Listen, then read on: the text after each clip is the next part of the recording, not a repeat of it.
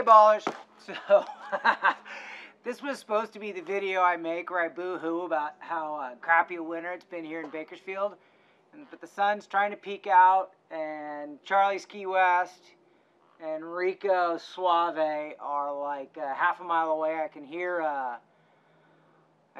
Charlie's boat when his 16, 17-year-old son skis 36, kind of revving up down the lake. So it's actually pretty nice here in Baco today. It's a little chilly, 65 degrees. But we have a box. And so this is from Mark Austin. Mark now makes his living doing some kind of crazy logistics thing for Darth Vader, or something giant like, you know, Death Star size logistical stuff. But in a former life, he was like a machinist kind of guy, and he did a lot of custom stuff in motorcycles, so he's got a lot of machine experience, and he wanted to try his hand at custom fin boxes, clamps. So, you know, custom fin clamps have come and gone in the past, and some of them have been pretty cool, and it's kind of hit and miss, right? I mean, the industry has finally kind of come up to a level where I don't know that there's a bad production fin box on the market.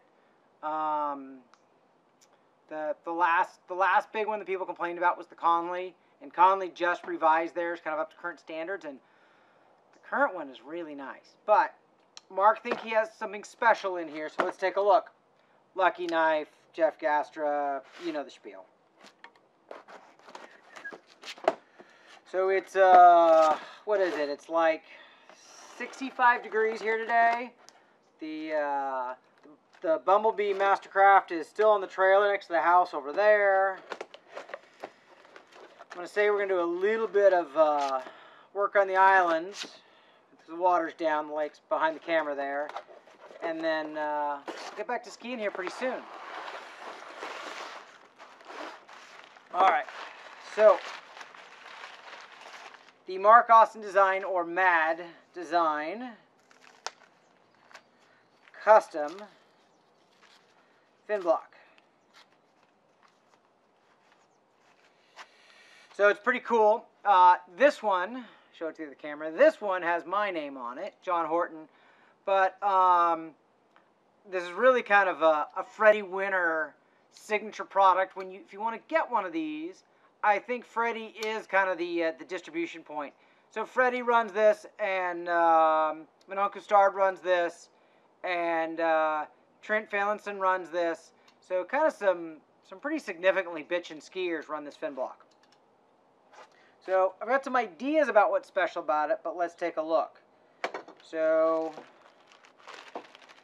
Mark sent me, oh yeah, how could I forget? And the Super Chicken runs this. So when I put this on a ski, the Super Chicken sticker will have to be included. If you don't know who the Super Chicken is, I can't help you, but next time you're at a slalom tournament, if she's there, she's going to kick your butt. Alright.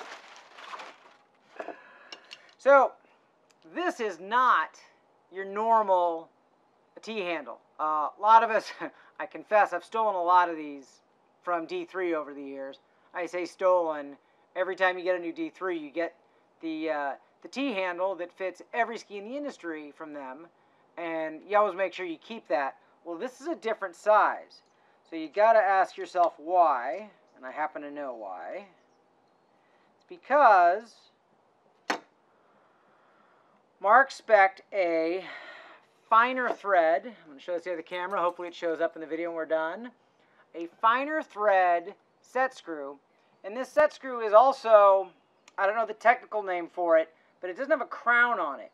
So when this cranks down onto your fin blade, it's not going to make an indentation.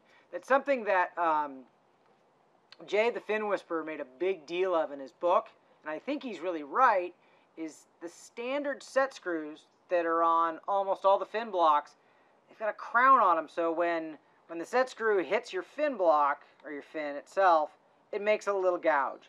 And this has kind of the reverse of that. So again, got a second camera here hoping it shows up. So I'm going to stick that in there. So what else has Mark done here? It's a two-piece clamp, and I know some people have tried to really advocate that the one-piece clamp is better. I disagree.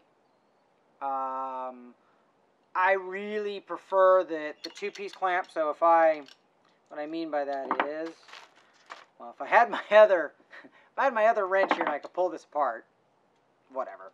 The point with the two-piece clamp is, if I use a slightly different thickness fin, I can still get the same amount of hold.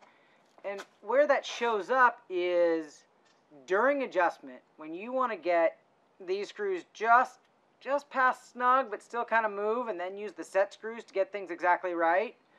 The two-piece clamp lets you keep that snugness, where a one-piece clamp, it's just too rigid in this dimension, if that makes any sense. I hope that's clear. I don't know.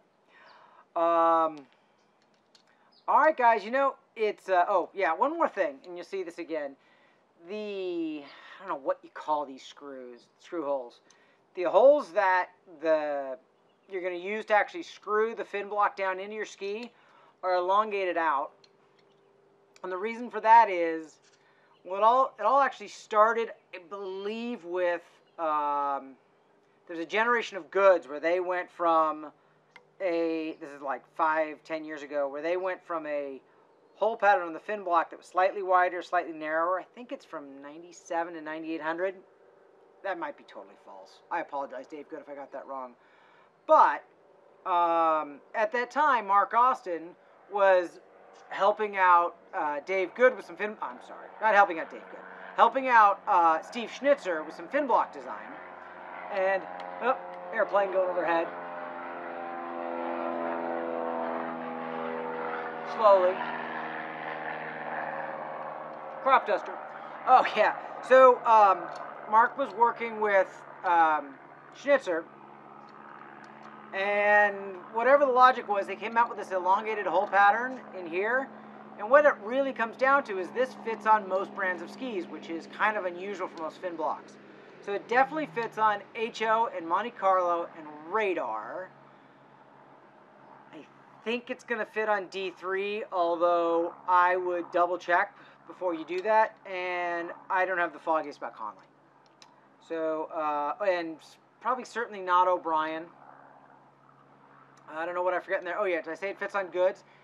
It of course won't fit on Flex Tail, but it'll fit on the other standard goods.